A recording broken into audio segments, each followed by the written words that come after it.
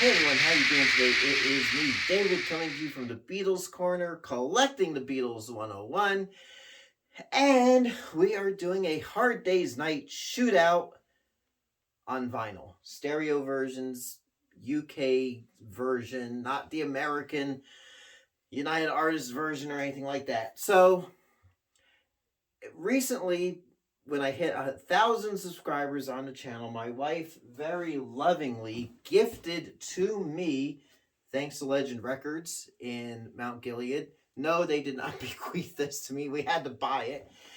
But my wife gifted me this BC13 Blue Box Beatles Collection set from 1978. So the pressings in this box, I'm holding it. I mean, the pressings aren't in here. The records aren't in there. But they're on my shelf, lovingly preserved. But the box here for display. Anyway, that's... So when I got that, I did a video basically about the box set. Got some comments, and I had the intention of doing this. I may have mentioned it in that video, that I was going to compare the pressings from 1978 in that box set with other pressings that I have of those particular albums.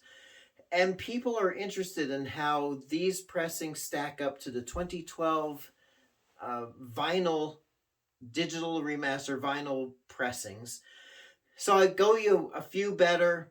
We're doing all the versions of this album I have in my collection. So we have to start off with, we have the 1978 pressing. This is a -2-3 UK pressing. Harry Moss master, apparently. I don't think he had his initials in the dead wax at this point, but there we go. Then I have a Holland pressing that I got back in the mid-80s from a ex-girlfriend I had at the time.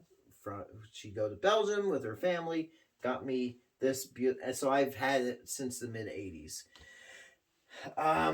That's a 1Y1Y pressing. And then we have the German Yeah Yeah Yeah version, which is from Germany. And this is a A1B1 pressing. And the catalog numbers are pretty much this, or they're similar. So this is a 1C072 catalog. This is a 1A062 pressing. So there we go. Yeah, yeah, yeah. Hard Day's Night. EMI Electrola. And then we have the 2012 pressing from the digital remaster done in 2009. So how do these stack up in my collection? So let's find out, shall we? And this is according to my ears. No fancy waveform doodads, no analyzing on the computer. These are just plopping them on the stereo and me listening to them and just noting, just making notes in my brain as far as what I hear, what I like. Your mileage may be a bit different. So let's get to it. So I am going to start with my... I'll start with my least favorite and go to number one and tell you why and what and how and why. So my least favorite, which is interesting, not that any of these are really bad sounding albums, just in comparison with these particular pressings. I will listen to basically any of these any day of the week, but I'm going to tell you what's my least favorite listening experience. And I was a little critical. I'm listening to these as I have not listened to them before, with a critical pair of ears, not just for kicking back for an enjoyment. So I hate to say the least favorite one is the German Yeah Yeah Yeah pressing, which typically these 1C072 pressings, as far as the German ones are used, the ones to get. But my notes on it was that The sound quality sounds a bit compressed, where the highs and lows are kind of squashed in a way to my ears. Otherwise, it just sounds like a standard pressing of the album. It's not spectacular. It's not audiophile. It's basically the Germans got the whatever generation master tapes that they got from Abbey Road, from EMI, and just did the best that they could with it. So to me, not the most spectacular pressings, but still sounds decent on a casual listen. The next one, actually the number 3 in my book, was the Holland pressing. This 1A062 pressing, which sounds to me similar to the 1978 UK pressing. It wasn't as bright. It feels like, especially the treble, the high frequencies were kind of squashed a bit. I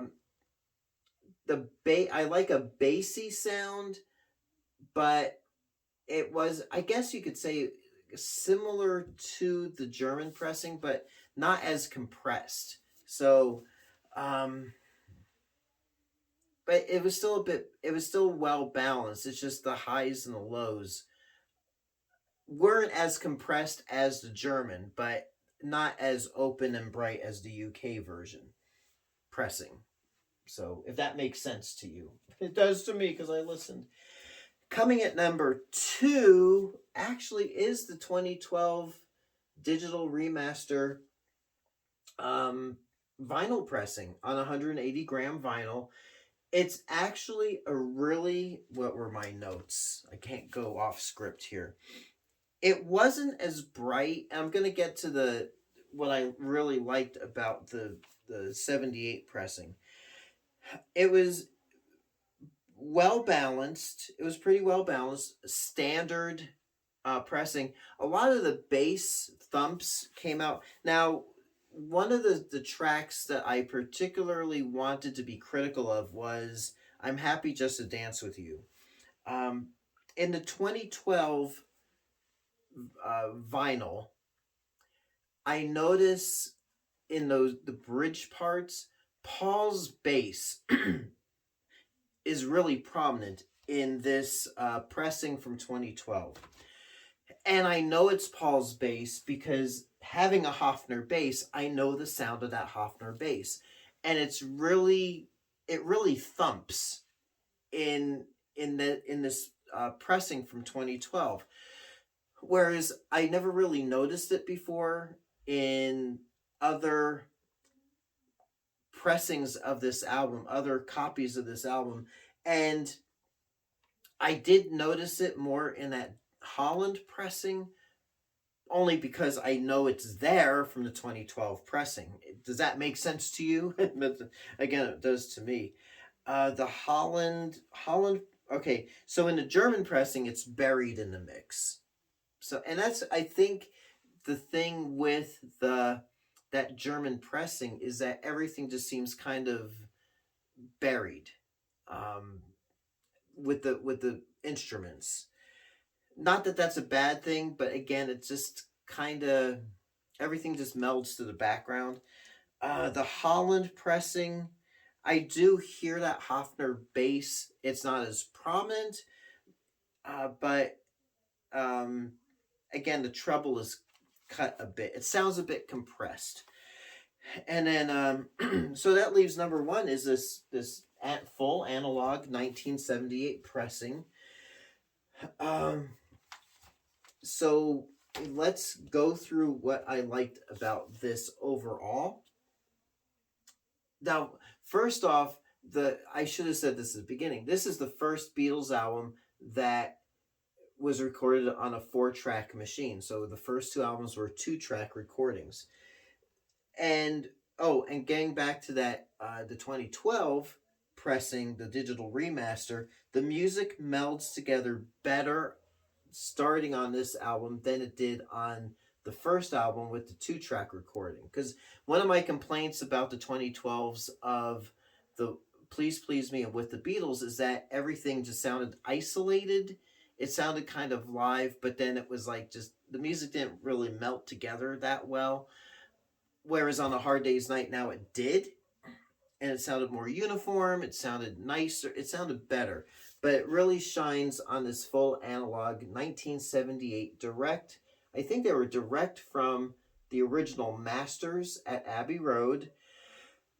So you're getting, with Harry Moss doing the mastering as well, it just opens up. Let me just read you what I wrote. Again, gotta stay on script. Okay, it had this copy from the UK has lots of energy to it. It's so clean, it's so open, it's warm and natural. It sounds like a live album in a lot of ways. And I will say audiophile sound, because it is coming from the first generation master tapes, or as close to that first generation master tape as they were going to get it. Just really a warm sounding album. Probably, to me, my opinion, a perfect sounding version of A Hard Day's Night. And I think I said this on the With the Beatles overview shootout, is that getting into the 70s, mid 70s especially, people were wanting more of an audiophile sound. They weren't playing their records on the little portable turntables that the original pressings really made for. And then here in the States, we had console stereos, but you weren't getting a full stereo sound. Now, getting into the 70s, you had a unit, your stereo, your turntable, your amplifier. You had speakers all in, on maybe four corners of your room. So you're looking for a more fuller stereo sound. And that's where, coming into maybe the 1978 pressing, it's being engineered for a fuller, more natural sound. And this 1978 pressing from the BC13 box set does not disappoint. It's kind of like, for me, hearing this album, and I'm going to say this probably on a lot of these albums, is like I'm hearing it for the first time. Just a beautiful pressing. So if you're looking for, in my opinion, really clean, excellent pressings and sound quality of these albums, don't spend the big bucks on these original pressings unless they're in mono. If you're going to go stereo, go for stuff from the 70s, because it was probably engineered to sound great. So there you go. German on the bottom. Then we had the Holland one. Very close to that original UK, but just a little too compressed for my taste. Then we got the 2012, and then the 78 was just so nice, so beautiful. So we're going to leave it there. Hope that answers some questions. And it's a tough job. I had to listen to 4 copies of A Hard Day's Night this afternoon. It's a tough job, but someone's got to do it. So there you go. Until next time, it's me, David, coming to you from the Beatles Corner. We're collecting the Beatles 101. We'll catch you on the flip side. Happy collecting, and we'll see you soon. Thanks so much for watching.